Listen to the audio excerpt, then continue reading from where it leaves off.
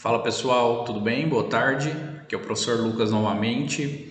Vamos finalizar essa disciplina de controle de constitucionalidade, certo? Fazendo um adendo a respeito da ação declaratória de constitucionalidade, a ADC ou ADCOM, e a ADPF, Arguição de Descumprimento de Preceitos Fundamentais. Nós já vimos essa disciplina lá na aula 5, então eu sugiro a leitura com bastante atenção da aula 5, acompanhando essa aula de número 8, que é a nossa última aula de controle, tá? A próxima aula nós já vamos entrar nos remédios constitucionais, ok? Então, nós vamos fazer um pequeno aprofundamento dessas duas ações, tá? Da ADC e da ADPF. Ver algumas questões relativas ao procedimento que elas serão utilizadas, tá bom? Nada que nós já não vimos na aula 5, mas aqui a gente aprofunda um pouco mais. Então, sugiro fortemente a leitura da aula número 5, ok? Então, vamos lá. Começando, a ADC ou ADCOM, Ação Declaratória de Constitucionalidade, o que nós queremos aqui nessa ação? Nós queremos declarar que uma lei é constitucional, ok? Isso já soa um pouco estranho, pelo princípio que as leis são criadas, nós já entendemos que elas são constitucionais, ok? Mas às vezes elas não funcionam como deveria ou como aquele legislador imaginou. Então, essa ação ela vem a calhar nesses casos, tá? É uma ação que não veio de forma originária com a Constituição de 88, tá? Ela foi introduzida pela Emenda Constitucional número 3 de 93. Então, ela entrou lá na nossa Constituição de 88 em 93, porque antes disso só tinha a possibilidade de declarar a inconstitucionalidade, ações diretas de inconstitucionalidade, tá? Mas aí está lá introduzido no artigo 102, inciso 1, a linha A, e no artigo 13 e seguintes da Lei 9.868 de 99. Esse é o fundamento da ADC. Qual que é a finalidade? Qual que é o objetivo, então, da ADC? Declarar constitucionalidade. De quê? De que atos normativos e leis na esfera federal. Então, veja bem que tá sublinhado aí para vocês, tem caixa alta. Nós vamos aqui só discutir lei ou ato normativo federal, ok? Certo. A indagação que a doutrina nos traz a lei já não se presume ser constitucional? Então, por que a gente tem que declarar? Qual o sentido, professor, de declarar essa lei constitucional? Veja bem, nós temos uma presunção, presume-se que a lei é constitucional. Essa presunção é uma presunção relativa, juris tanto, ou seja, cabe prova ao contrário quando estamos diante de uma presunção relativa. Então, senhores, são leis que trazem controvérsias, leis que lá no controle difuso estão servindo para uns e não estão servindo para outros. Explico. Isso é que a doutrina chama de controvérsia jurídica ou controvérsia judicial. Imagina que foi criada uma lei e essa lei começa a ser afastada de forma individual lá no controle difuso. Lembrando que lá no controle difuso a gente está falando de um processo interpartes, né? Um processo que a lei é afastada para aquele caso. Ou seja, então, essa lei ela não serve para todos, é uma lei que não está cumprindo o seu papel de forma 100%. E aqueles legitimados que têm interesse no cumprimento dessa lei vão poder utilizar dessa ação ação declaratória de constitucionalidade, certo? Então, a finalidade da ADC é tirar essa presunção relativa e trazer a uma presunção absoluta. Ou seja, estamos diante de uma presunção absoluta, que quer dizer, em regra, presunção absoluta não deverá ser mudada.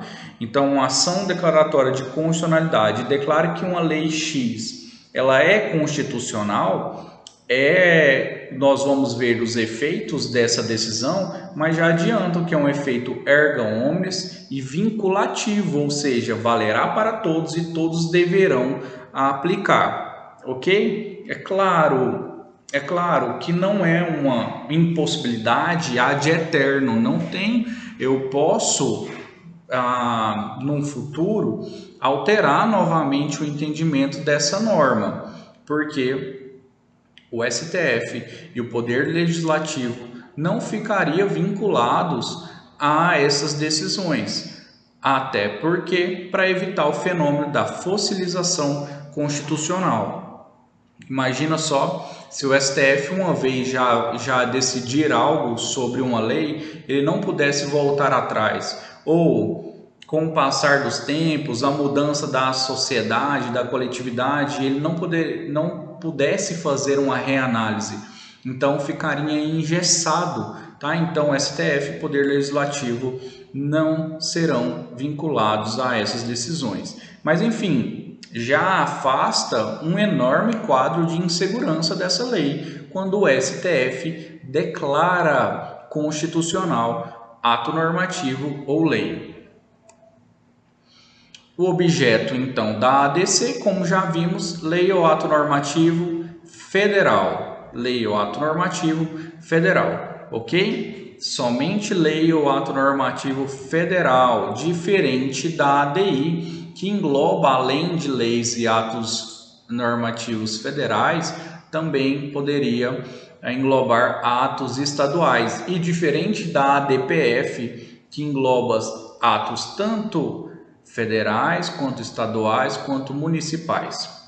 Competência da ADC é uma competência originária do STF. Nós estamos diante aqui, meus queridos, de um controle abstrato, ou seja, abstração das normas, não é um processo com partes formais, autor, réu, não. Aqui nós estamos buscando, não é o direito individual, não é o direito propriamente dito das pessoas.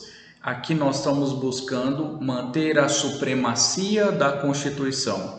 Tá? Então, por isso que a gente fala que é um controle abstrato, porque nós buscamos a supremacia da Carta Maior, e é um controle concentrado, porque a competência está concentrada na mão de quem? Na mão do STF, conforme o artigo 102, inciso 1, a linha A, tá? Uma competência originária do Supremo Tribunal Federal.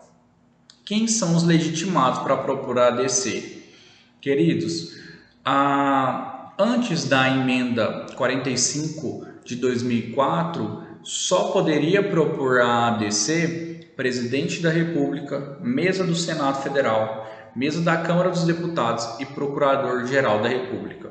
Após essa emenda, nós tivemos revogado o parágrafo 4º do artigo 103. E aí, meus queridos, a ADC poderá ser proposta pelo mesmo rol dos legitimados da ADI, que está lá no 103 da Constituição Federal. Então, todos aqueles que constam no rol do 103, cabe a leitura do artigo 103, tá? São competentes para propor essa ação. Lembrando que existe aquela questão de pertinência temática. Alguns legitimados não precisam guardar um tema específico, não precisa ter uma pertinência temática. Por exemplo, o Conselho Federal da Ordem dos Advogados, ele pode discutir a ADC em sede de qualquer matéria, mas tem outros legitimados que precisam demonstrar que ali pertence àquele tema, que tem uma grande pertinência temática. Como exemplo, o Conselho Federal de Medicina. Ele só poderá propor uma ADC em algo que for ligado ao tema deles. ok? Aula 5 tem tudo isso que eu estou falando, então não esqueça de dar uma lida na aula 5. Vamos para o procedimento da ADC. Primeiro, discute-se uma coisa. A AGU precisa ser citada? O advogado-geral da União necessitaria ser citado nessa ação declaratória de constitucionalidade? A doutrina, num primeiro momento, e uma grande parte dela, diz que não. A AGU, o advogado-geral da União, só será citado em ações inconstitucionais, ações ações diretas de inconstitucionalidade, ou quando uma norma for declarada inconstitucional. Mas percebam, lembra que eu falei em sala de aula a respeito do caráter ambivalente dessas ações, de um caráter dúplice? Pensem comigo, se a AGU tem que estar presente quando for declarada uma lei inconstitucional, se a ADC, que eu quero que uma lei seja julgada constitucional, seja declarada constitucional, se a ADC for julgada improcedente, essa lei vai ser considerada o quê? Inconstitucional. Ou seja, então, ante ao caráter ambivalente da ADC e ADI, que são os sinais trocados, em caso de julgar improcedente, a ADC, a lei ou ato normativo, será imputado inconstitucional, sendo necessário, então, a citação do advogado-geral da União. Está lá no artigo 103, parágrafo 3º. Então, julgando improcedente a ação declaratória de constitucionalidade, cita o advogado-geral da União, porque se eu julgo improcedente essa ação, eu estou falando que a lei é inconstitucional. Então, só esse quadro aqui para a gente lembrar esse caráter ambivalente das ações. Então, a ação ADI, ação direta de inconstitucionalidade. Se ela for julgada, se a ADI for julgada procedente, o que eu estou falando?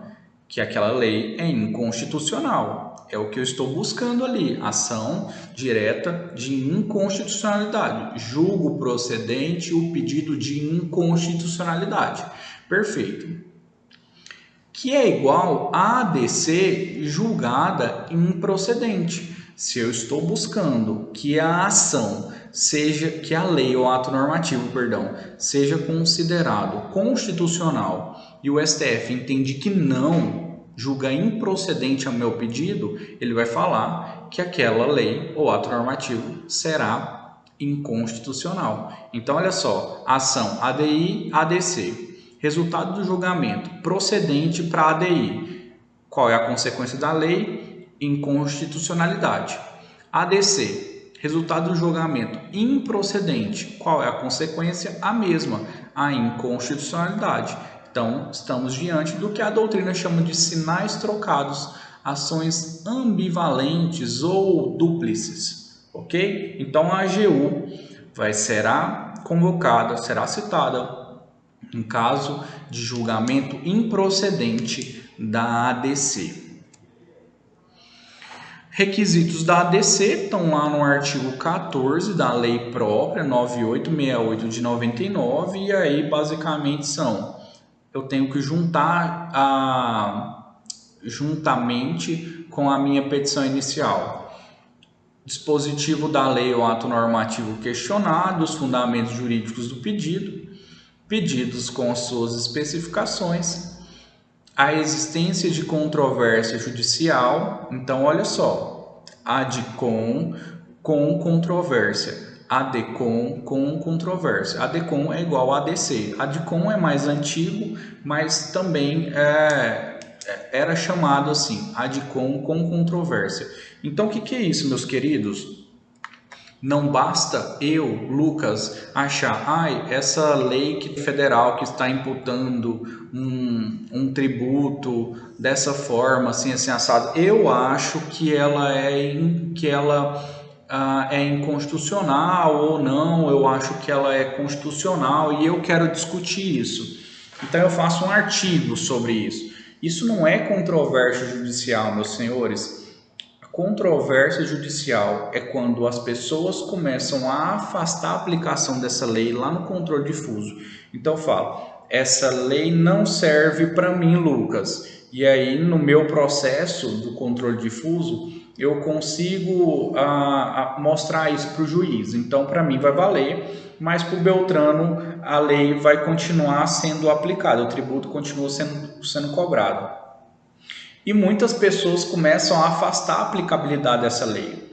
Ou seja, o legitimado que tiver interesse que essa lei seja declarada constitucional ou que essa lei funcione como ela deveria, bom, as leis são presumidas constitucionais, então nós criamos essa lei para que abranja a todos, e aí como é que 50% a lei alcança e os outros 50% a lei não alcança? Então, para afastar a insegurança jurídica dessa lei, vamos lá propor uma ADC. Então, quando as pessoas começam a afastar a aplicação da lei por meio do controle difuso, nós estamos diante de um controle judicial, de uma controvérsia judicial relevante.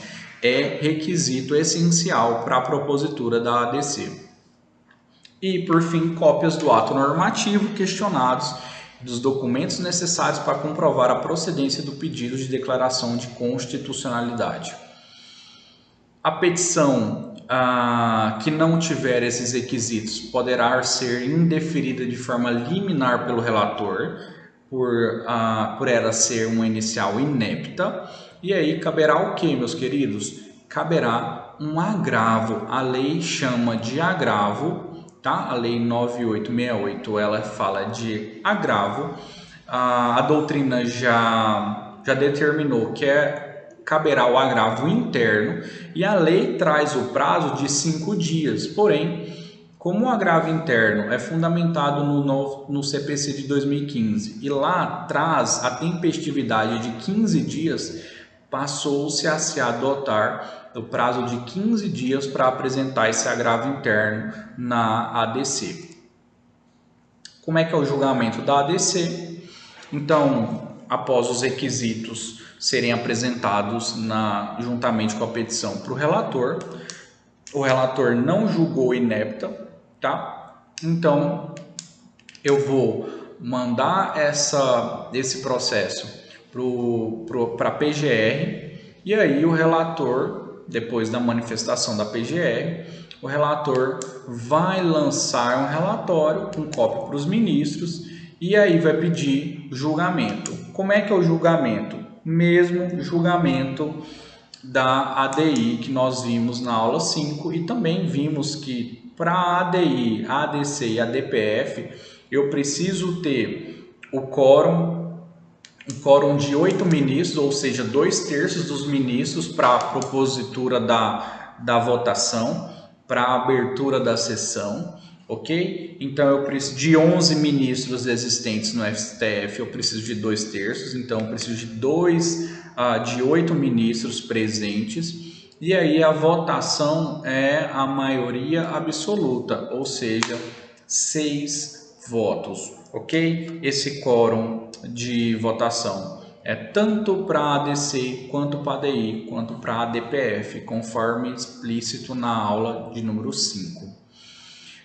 A decisão que julgar a ação declaratória constitucional ou julgar improcedente, tratando a lei como inconstitucional, é uma decisão irrecorrível, tá? Cabendo apenas embargos de declaração e não estará sujeita à ação rescisória, ok? Quais os efeitos da decisão da ADC?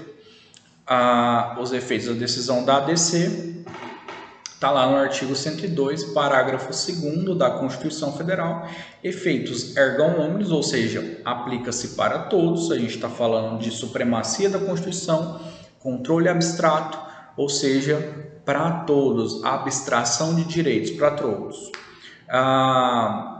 Ex tunc, efeitos retroativos, porque se eu julgar aqui constitucional ou inconstitucional, a gente está falando de efeitos retroativos, tá?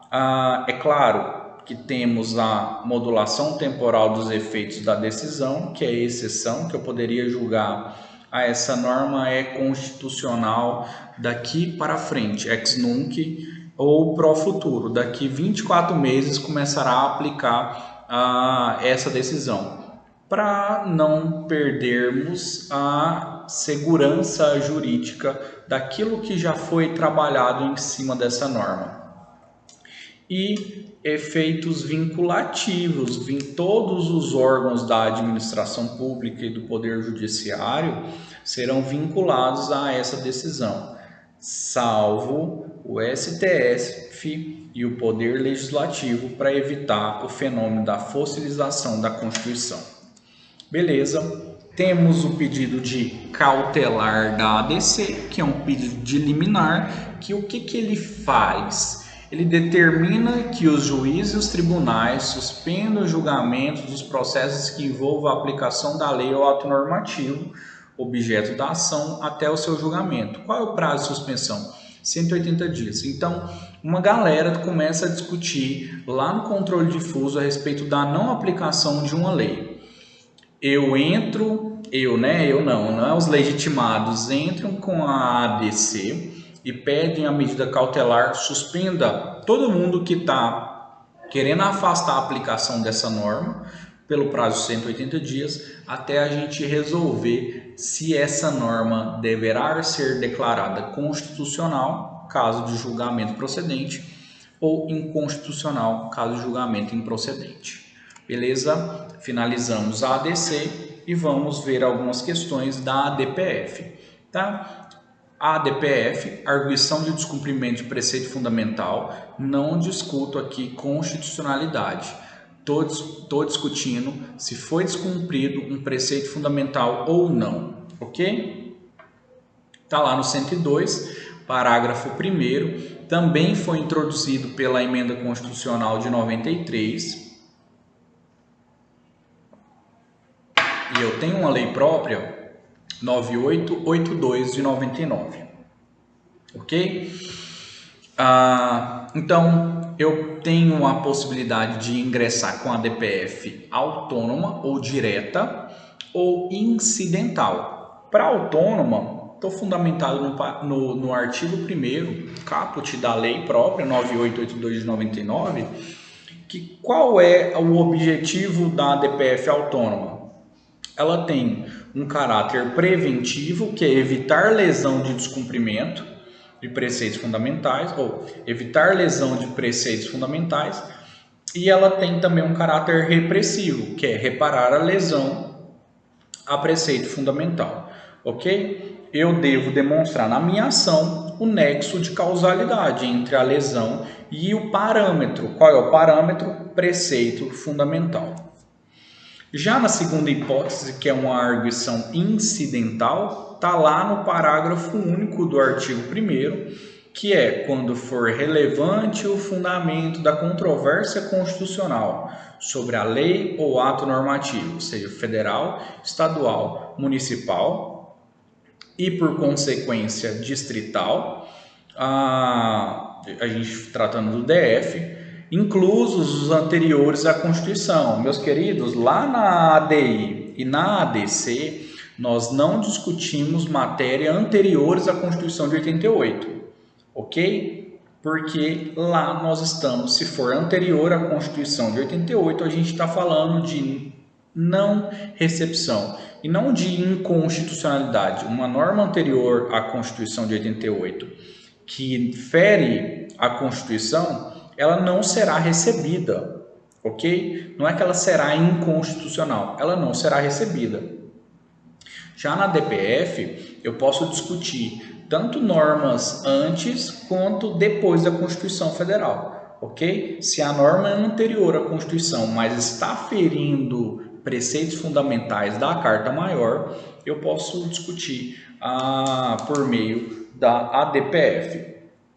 Então, nessa hipótese de arguição incidental, eu preciso demonstrar a comprovação de controvérsia judicial, aquela mesma questão da controvérsia judicial da ADCOM. Então, não é um bate-papo com os amigos, eu acho que meu direito fundamental foi ferido e está havendo um descumprimento de preceito fundamental, e aí eu quero discutir isso. Não, eu preciso ter uma controvérsia judicial, vários direitos sendo feridos, vários descumprimentos a respeito do parâmetro, que é o preceito fundamental.